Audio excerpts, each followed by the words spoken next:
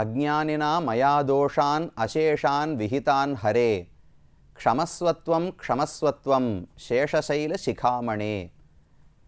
திருமலையப்பனை தரிசிப்பதற்காக நாம் அனைவரும் ஆசையோடு செல்லுகிறோம்.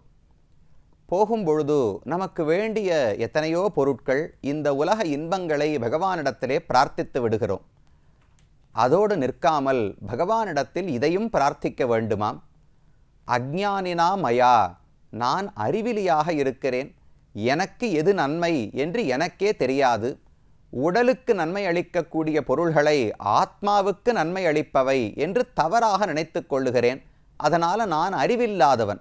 அப்படி அறிவின்மையின் காரணமாக தோஷான் அசேஷான் விஹிதான் ஹரே, எண்ணில் அடங்காத மிச்சமே இல்லாமல் எல்லா தோஷங்களையும் நான் பல பிறவிகளாக செய்திருக்கிறேன்.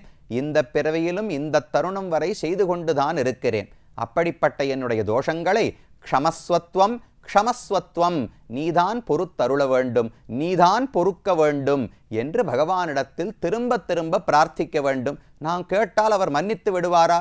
அவ்வளவு அவருக்கு கருணை உண்டான்னு கேட்டால், சேஷசைல சிகாமணே, நீ ஒன்றும் வைகுந்தத்தில் இருக்கவில்லையே, எனக்காகத்தானே அங்கிருந்து இறங்கி வந்து திருமலையிலே காட்சி கொடுக்கிறாய். அப்போ உன்னை தேடி நானும் வந்திருக்கிறேன். என்னுடைய பாபங்களையெல்லாம் போக்கி எனக்கு நீ அருள் புரிய வேண்டும் என்று பகவானிடத்திலே நாம் கண்டிப்பாக வேண்ட வேண்டும்.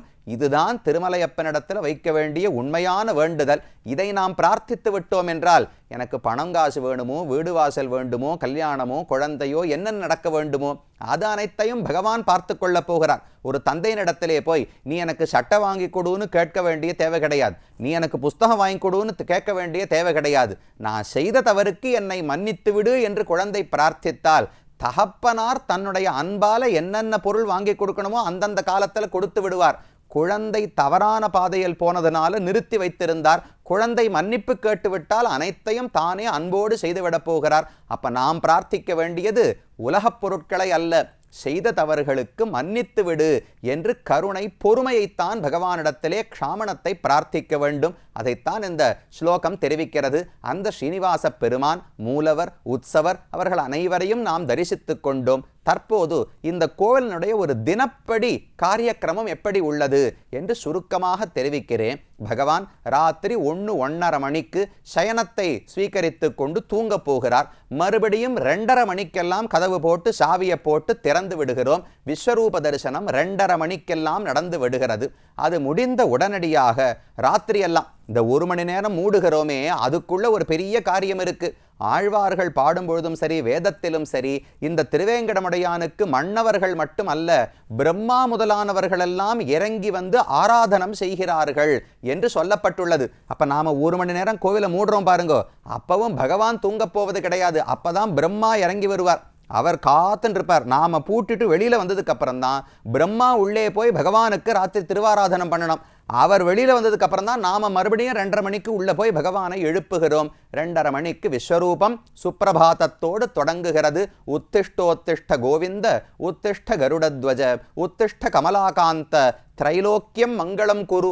பகவான் தூங்கிவிட்டால் உலகத்துக்கு மங்களங்களே ஏற்படாது. பகவான் கண்விழித்து அருள் புரிந்தால்தான் உலகத்துக்கே மங்களம் ஏற்பட போகிறது. அதுக்காக எழுப்புறோம், நம்முடைய நன்மைக்காக பகவானை எழுப்புகிறோம். இதெல்லாம் ஒரு 2:30 மணிக்கு நடக்கும். அதற்கு பிற்பாடு வரிசையாக தோமாலை சேவை. ஒரு நாளைக்கு 2 முறை தோமால சேவை உண்டு. கார்த்தால 3-3:30 மணிக்கு ஒரு தோமால சேவை, சாயங்காலம் 5:30-6 மணிக்கு ஒரு தோமால சேவை. அது என்ன தோமாலைனால்? தோள் மாலை இல்ல தொடுத்த மாலை, எப்படி வேணாலும் அர்த்தம் வச்சுக்கலாம். பகவான் தன்னுடைய மாலைகளை மாற்றிக்கொள்ளுகிறார். குளிக்கிறது ஒரு வாரத்துக்கு 1 முறை தான். திருமலையப்பன் வெங்கடேச பெருமான் வாரத்துக்கு 1 தடவை குளிக்கிறார். ஆனால் அலங்காரம் மட்டும் நன்னா தினமும் 2 தடவை அலங்காரத்தை மாற்றிக்கொள்ளுகிறார். புஷ்பங்களை புதிதாகத்தான் சாற்றிக்கொள்ளுகிறார். அதுக்கு தோமால சேவைன்னு பேர். காலை தோமாலை சேவை முடிந்தவிடம்தான் தர்பார், பெரிய கொலுன்னு தெரிவித்தேனே, கொலுவு ஸ்ரீனிவாசர் வெளியில வந்து பஞ்சாங்கத்தை கேட்டு வரவு செலவு கணக்கை எல்லாம் கேட்டுக்கொள்ளுகிறார். அது கொலு. கொலு முடிந்த பிறகுதான் அர்ச்சனை.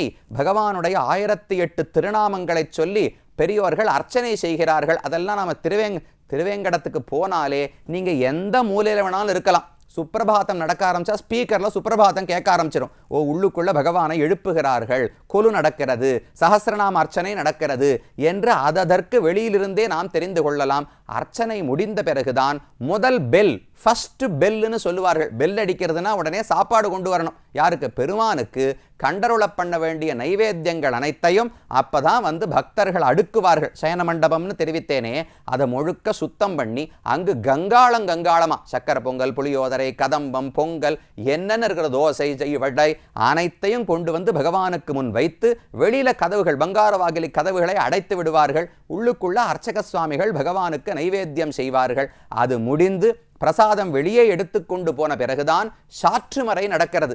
தினமும் காலை ஒரு 5:30 மணி அளவில் ஜீயர் சுவாமிகள், பெரிய கேள்வியப்பன் ராமானுஜ ஜீயர் சுவாமி, சிறிய கேள்வியப்பன் ராமானுஜ ஜீயர் சுவாமி, அவர்களோடு கூட இருக்கக்கூடிய அத்தியாபக சுவாமிகள், இவர்கள் அனைவரும் நித்தியானுசந்தானம் பகவானுக்கு முன்னால் தினமும் ஆழ்வார்களுடைய பாடல்களை ஓத வேண்டும். முக்கியமாக திருப்பாவை, எந்த மூலையில எந்த திவ்ய தேசம் பெருமாளாவனா இருக்கட்டும், திருப்பாவை கேட்காமல் ஒரு நாள் கூட பெருமாளால் இருக்க முடியாது. அதனால் ஆண்டாள் பாசுரங்களை சேவித்து அதற்கு மேல சாத்துமரை பண்ணி பல்லாண்டு பாடி சாற்றுமறை நடத்தப்படுகிறது. அது இங்கு மட்டுமல்ல, பெருமான் சன்னிதியில சாத்துமரை முடிஞ்ச உடனே அப்படியே பிரதட்சணமா பக்கத்துல ராமானுஜர் சன்னிதி இருக்கே, பாஷ்யக்காரர் சன்னிதி, அங்கும் மறுபடியும் ஒருவரை இதே திவ்ய பிரபந்த சாற்றுமறை நடத்தப்படுகிறது. பெருமானுக்கு என்ன மரியாதையோ அதே மரியாதை ராமானுஜருக்கு இந்த கோவிலிலே உண்டு. அப்ப சாற்றுமறை நடக்கும். அதற்கு மேல பொது தரிசனம் தொடங்கியதென்றால், அப்பலிருந்து கார்த்தால ஒரு 6:30-7 மணிக்கு பகவானுக்கு பொது தரிசனம் தொடங்கியதென்றால் ராத்திரி வரைக்கும் 1 மணி வரைக்கும் பொது தரிசனம் தான். நடுவில் அவ்வப்ப விஐபி தரிசனம்னு சில இருக்கின்றன. அன்னன்னைக்கு சில நாட்களில் மட்டும் சிறப்பான வழிபாடுகள் உண்டு. இப்போ பார்த்தோம்னா செவ்வாய்க்கிழமை என்று அஷ்டதள பாத பத்ம ஆராதனை, 8 தளங்களை கொண்ட தங்க தாமரை புஷ்பங்கள், அதை கொண்டு பகவானுடைய திருவடிகளுக்கு அர்ச்சனை செய்கிறார்கள். அது செவ்வாய்க்கிழமை. புதன்கிழமை தோறும் சஹஸ்ர கலசாபிஷேகம் என்று பெருமானுக்கு உண்டு. 1000 கலசங்களில் தீர்த்தத்தை நிரப்பி அதை கொண்டு உற்சவமூர்த்திக்கு திருமஞ்சனம் செய்யப்படுகிறது. புதன்கிழமை தோறும் சஹஸ்ர கலசாபிஷேகம். அடுத்தது வியாழக்கிழமைகள் அன்றுதான் திருப்பாவாடை.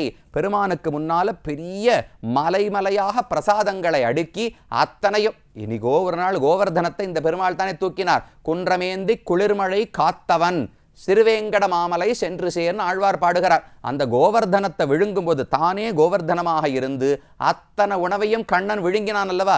அட்டு குவிசோத்து பருப்பதமும் தயிர் வாவியும் நெய்யளரும் பொட்ட துத்து என்று பெரியாழ்வார் பாடுகிறார். அதை போல அத்தனை பிரசாதம் கங்காளமா பண்ணி அந்த இடத்துல பரப்பி பகவானுக்கு சமர்ப்பிக்கப்படுகிறது. அது வியாழக்கிழமைகளில். அதே வியாழன் அன்றுதான் சாயங்காலம் தினப்படியில் பார்த்தோம்னா 12-12:30 மணி வாக்கில் உற்சவமூர்த்தி வெளியே புறப்பட்டு போய் அவருக்கு கல்யாணோத்சவம் தினப்படி உண்டு, ஊஞ்சல் உற்சவம் தினப்படி உண்டு. அதை தவிர வருஷந்தோறும் பவித்ரோத்சவம், வனபோஜன உற்சவம், அப்புறம் வசந்தோத்சவம், இதை போல பல உற்சவங்கள் உற்சவமூர்த்திக்கு உண்டு. அவர் 12 மணிக்கு வெளியில் போனார்னா திரும்ப உள்ள வரத்துக்கு ஒரு 7 மணி 8 மணி ஆகிவிடும். அதற்கு மேல் பகவானுக்கு மறுபடியும் சாயங்காலம் நைவேத்தியம் எல்லாம் நடந்து ராத்திரி 1 மணி அப்பதான் கியூவை மூடலாமான்னு யோசிக்க தொடங்கி 1:30 மணிக்கு கியூவை மூடிட்டு அதுக்கு பிறகு பகவானுக்கு ஏகாந்த சேவை நடக்கிறது. இதெல்லாம் பொதுவாக இருக்கக்கூடிய தினங்களில் ஒரே ஒரு சிறப்பு, வியாழக்கிழமை அன்று சாயங்காலம் ஒரு 5-6 மணிக்கு மேலே தோமால சேவைக்கு அப்புறம் பூலங்கி சேவை என்று கேள்விப்பட்டிருப்பீர்கள் அல்லவா. பூல் அப்படின்னா புஷ்பங்கள் என்று பொருள். பகவான் தன்னுடைய திருமேனி முழுக்க புஷ்பங்களாலேயே அலங்கரித்துக் கொள்ளுகிறார். வேற ஆபரணங்களே கிடையாது. ஒரு அங்கி போல் ஒன்றை அணிந்து கொண்டு அதுக்கு மேல முழுமையாக புஷ்பங்களை தரித்து கொண்டு பகவான் காட்சி அளிக்கிறார். அந்த சமயத்தில் இந்த பட்டையான திருமண்காப்பு பகவானுக்கு கிடையாது. அதை அப்படி ஒல்லியாக்கிடுவா. அப்ப மட்டும்தான் பகவானுடைய கண்களை முழுதுமாக சேவிக்க முடியும். ஒல்லியான திருமண்காப்போடு பகவானை அந்த சமயத்தில் தரிசிக்கலாம். அது வியாழக்கிழமை சாயங்காலம்.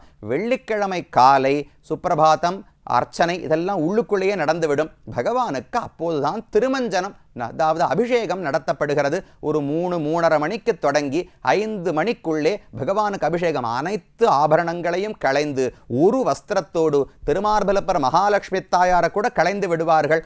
அவளுக்கு தனியா திருமஞ்சனம் உண்டு.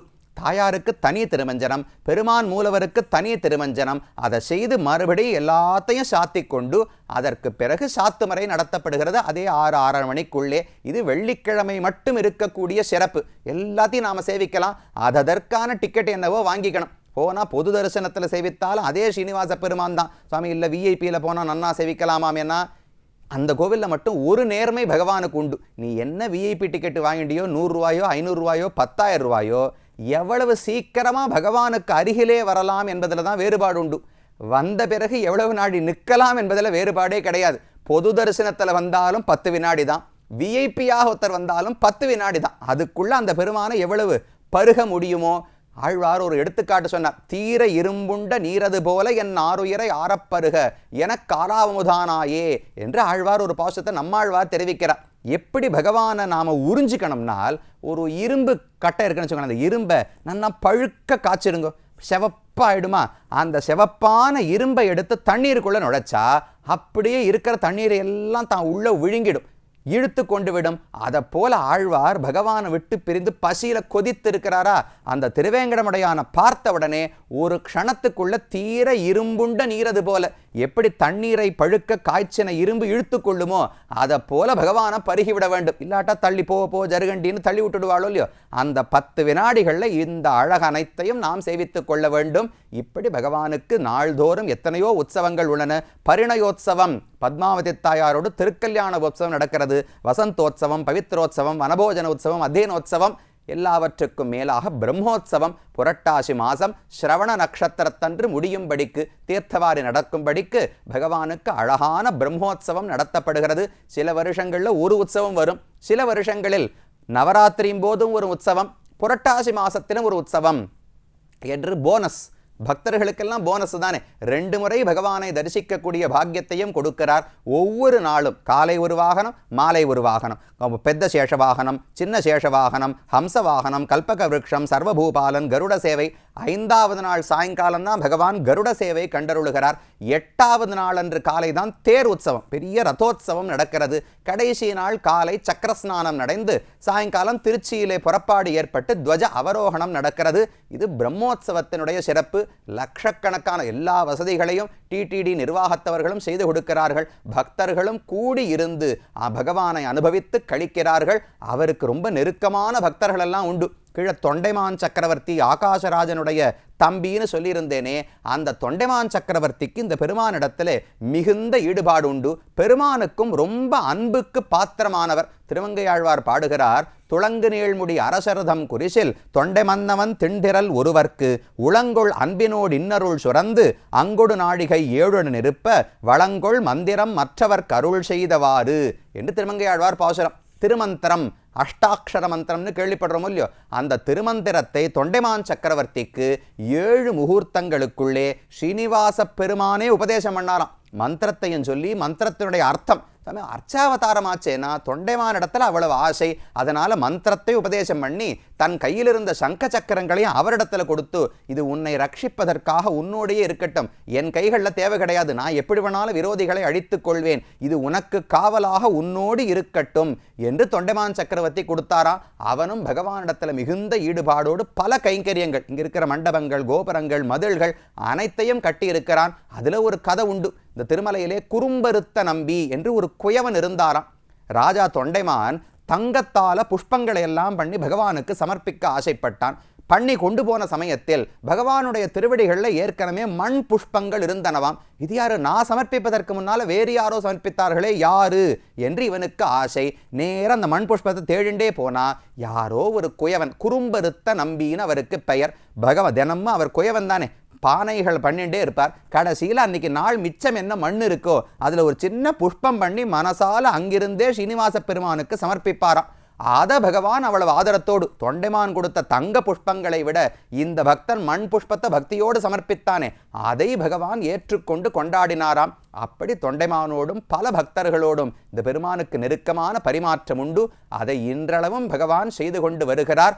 இனி இந்த பெருமானை மற்ற பெரியோர்கள் அனுபவித்ததை வரும் பகுதிகளில் பார்க்கலாம்.